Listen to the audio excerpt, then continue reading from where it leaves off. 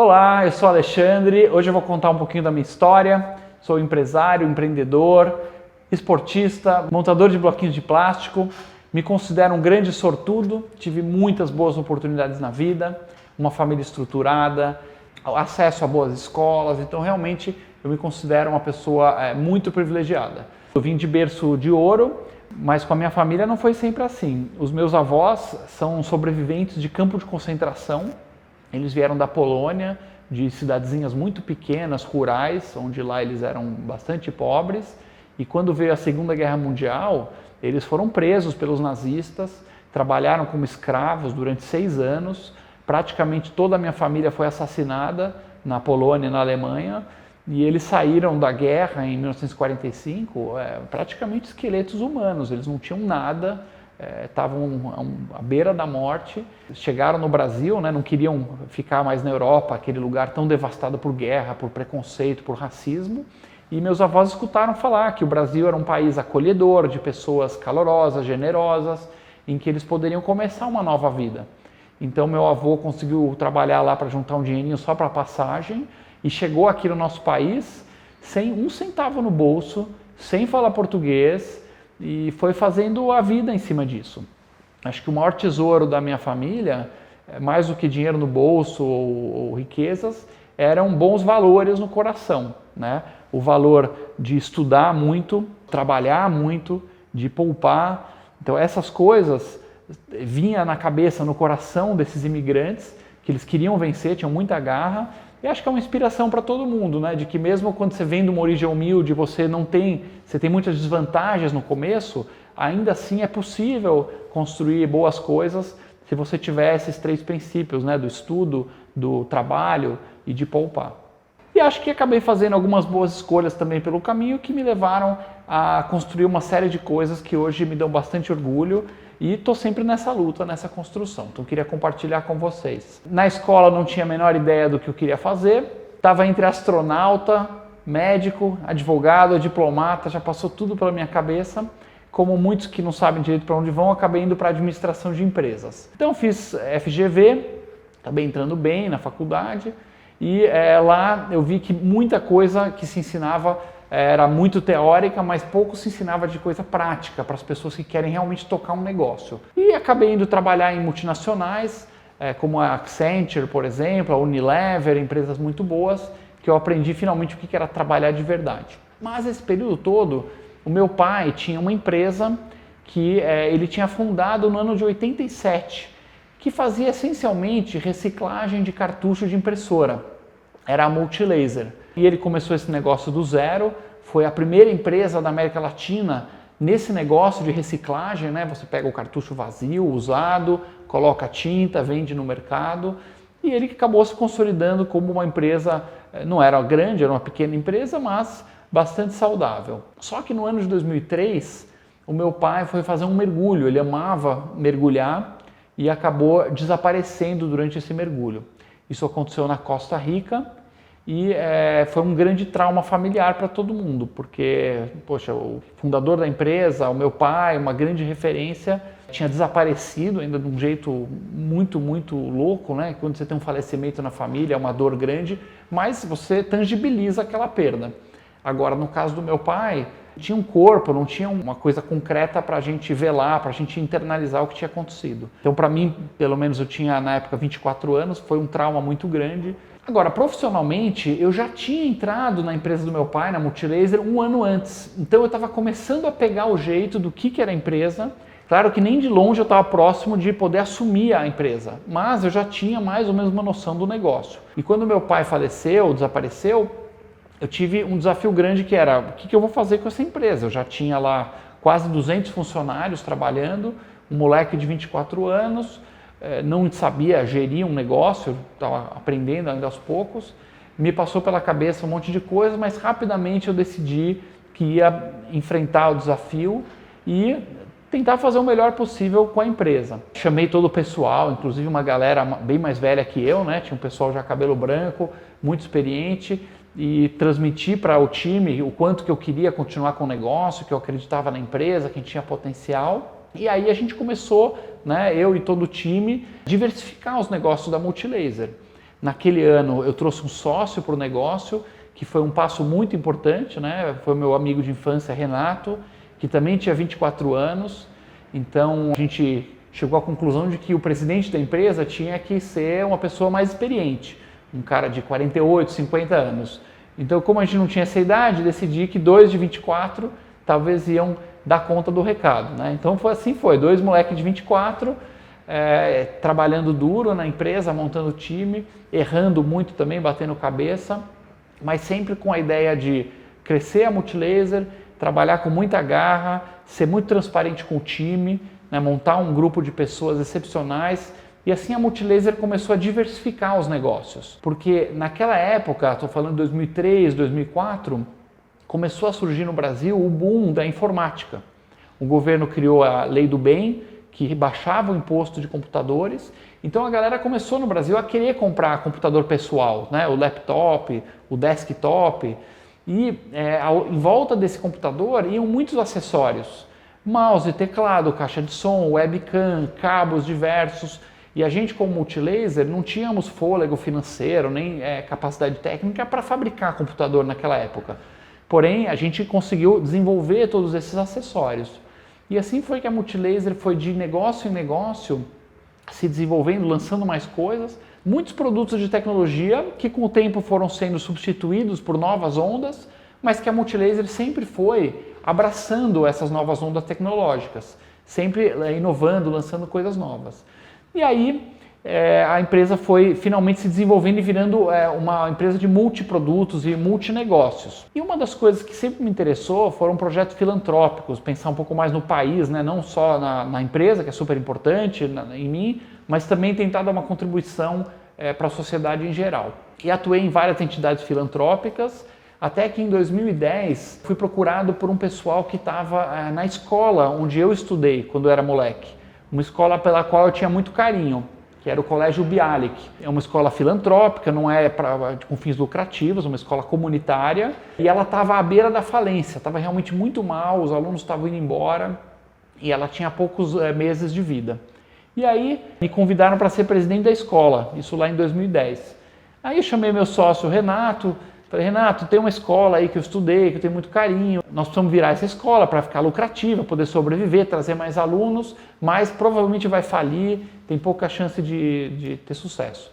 E aí o Renato na hora adorou o desafio, falou, você tem chance de morrer e as probabilidades estão contra a gente, vamos embora, vamos tentar. E assim a gente entrou na escola, né? Eu virei presidente, ele virou vice-presidente, e realmente a situação estava muito ruim. Mas tinha um projeto de mudar essa escola de lugar, do bairro de Pinheiros para o bairro de Jardim Paulistano, para ela ficar dentro de um clube. E assim a gente poderia vender o imóvel da escola, fazer um caixa, levar a escola para dentro de um clube que tem um espaço muito melhor, e aí com isso a gente conseguiu, com esse projeto e melhorias pedagógicas, ir levantando a escola com toda a equipe pedagógica maravilhosa que estava lá. E aí a gente começou a atrair alunos. Então, quando a gente pegou a escola, tinha mais ou menos 400 alunos, 200 pagantes e 200 não pagantes. Então, realmente um buraco financeiro. Mas aí, com o tempo, ela foi crescendo. Hoje já está se aproximando de 1.000 alunos. A escola está no azul. E aí, no ano de 2013, depois de 3 anos de trabalho, surgiu uma oportunidade de fazer uma nova unidade, aí sim, 100% grátis, dentro da comunidade de Paraisópolis.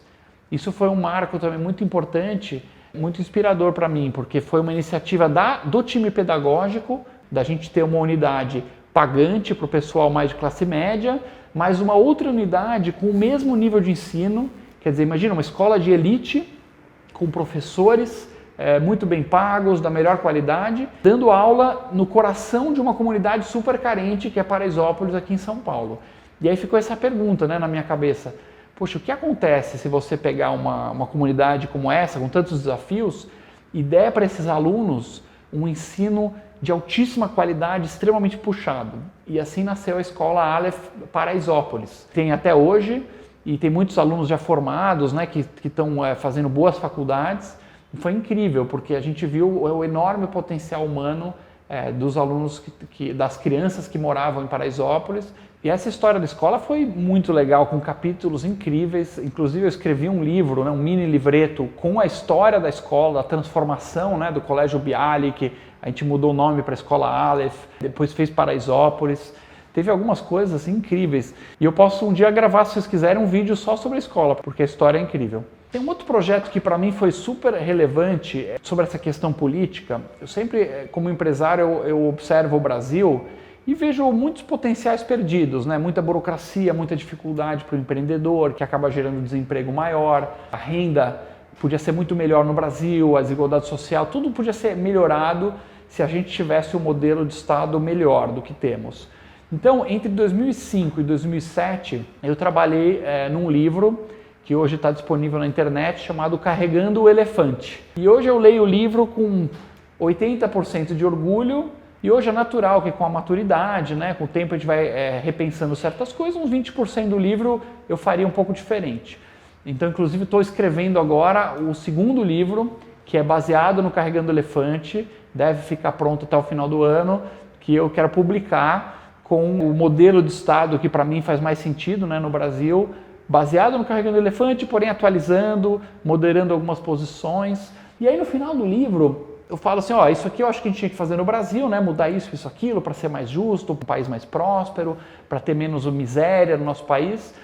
E fica aquela pergunta, né? Pô, mas como é que a gente faz para implementar? Como é que a gente faz para mudar realmente as coisas no Brasil? E aí eu pensei, caramba, não tem uma solução no livro, né? Tem um monte de coisa que o governo poderia fazer, mas como é que a gente faz o governo realizar essas coisas, né? Os deputados, os senadores, o executivo, etc. E aí surgiu a ideia de um outro projeto, que projeto que não falta, que eu sou sempre com ideias, né? Que eu toquei com o meu sócio Renato também, que hoje está indo super bem, que é o site politicos.org.br. É o projeto Ranking dos Políticos. Muita gente talvez tenha visto, né, alguma coisa, um card, uma divulgação, um vídeo do ranking, que é basicamente o que o nome diz. É um ranking que pega os políticos de Brasília e classifica do melhor para o pior. Então a gente, com isso, avalia os políticos, temos dados do Congresso, né, da Câmara, do Senado, e a gente avalia coisas como quanto o cara falta, sessões, se ele é presente, se ele está enrolado com a justiça, né, se esse deputado tem processo judicial, se aquele senador tem alguma multa, algum processo que ele responde, os gastos do político, será que é um cara que torra o dinheiro público? Será que é um cara que tem um monte de assessor? Ou será que é um deputado, um senador enxuto, né, que tem pouca equipe, que não torra o dinheiro do cidadão?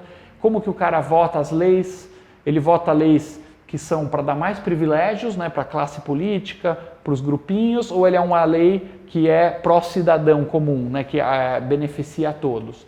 Então, com todos esses critérios, a gente criou uma pontuação. E aí a gente tem do número 1 até o número 600 lá do Congresso, incentivando as pessoas a consultar e assim na hora de votar, poder votar com mais consciência. O ranking dos políticos está hoje com mais de 2 milhões de seguidores no Face, Instagram, YouTube, e está sendo muito importante porque a gente consegue ajudar a população a avaliar melhor os políticos. A gente consegue pressionar os políticos a votar melhor, que é um negócio super importante, né? Um político, digamos, de antigamente, ele podia votar lá no Congresso o que ele quiser, sabendo que a população não ia acompanhar, não ia ficar de olho, que depois o pessoal ia esquecer. Não. Com o ranking dos políticos, a gente tem o lema, o ranking dos políticos nunca esquece. Porque se o cara fizer uma besteira, a gente grava essa informação, tira pontos do político, fica lá registrado e qualquer cidadão na hora do voto pode consultar isso para fazer um voto muito consciente. No meu dia a dia, eu gosto de coisas simples, gosto de sair para pedalar, gosto de colocar o pé na areia numa praia, tomar uma caipirinha, gosto de escutar música, especialmente sertanejo, rock. Tenho 3 filhos maravilhosos. A coisa mais feliz da vida é fazer aquelas coisas simples com as pessoas que a gente ama, né? Na vida não precisa de muita complicação. Já dizia o filósofo Aristóteles, que é uma grande referência para mim, que você cultivar bons hábitos, boas virtudes, fazer as coisas corretas, com pessoas queridas, isso que é a fonte da felicidade. Então eu gosto muito de fazer essas coisas, gosto de ir para o mato, caminhar no meio do mato, entrar em cachoeira, gosto de dormir em barraca, aventuras e realizações. É um grande prazer para mim, eu gosto mais de estar fazendo as coisas, não necessariamente olhar para trás e fiz isso, fiz aquilo, mas o ato de fazer, né? É um prazer muito grande e eu acho que está na alma de todo empreendedor. São motores, né, dos países, são pessoas que são importantes também, o empreendedor é um elemento importante de todo o país. Eu acho até que o Brasil ainda não está com a cultura tão madura de valorizar o empreendedor. Isso é um erro porque prejudica a todos. Então cabe no Brasil entender melhor que empreendedorismo é importante estimular, mas acho que a gente está evoluindo bastante em relação a isso, me deixa muito feliz. E para frente mais projetos, fazer a empresa crescer, fazer o ranking ficar cada vez mais relevante no Brasil, criar meus filhos como boas pessoas, né? São projetos importantes.